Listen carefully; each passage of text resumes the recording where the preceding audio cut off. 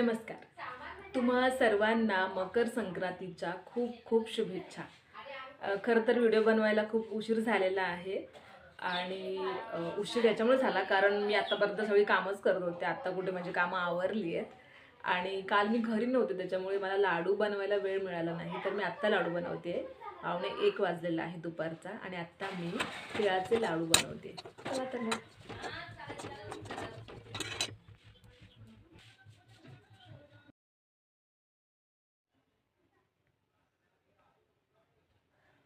मी गूळ घेतला आहे, खोबरं घेतलं आहे किसून, शेंगदाण्याचं कूट आणि तीळ घेतली आहेत. तर हे सगळं मी भाजून घेतलं आहे. हे भाजून मिक्सरला लावून घेतलं आहे आणि गूळ मी थोडा जास्तीचा घेणार आहे कारण एवढ्याला हा गूळ पुरणार नाही, त्याच्यामुळे मी थोडा जास्तचा घेणार आहे. ठीक आहे.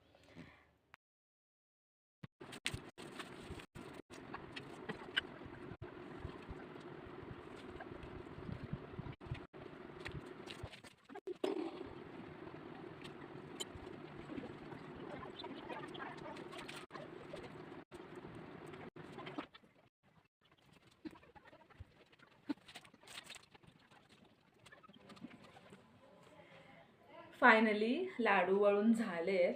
बापरे, नाकी 9 आले मला हे एवढेच लाडू बनवताना. कारण हे मी 5 वेळा गरम करून वळलेत. कारण मिश्रण जे आहे ते लगेच थंड होतं आणि थंड झालं की लाडू वळत नाहीत. हात भाजलाय माझा असं वळताना.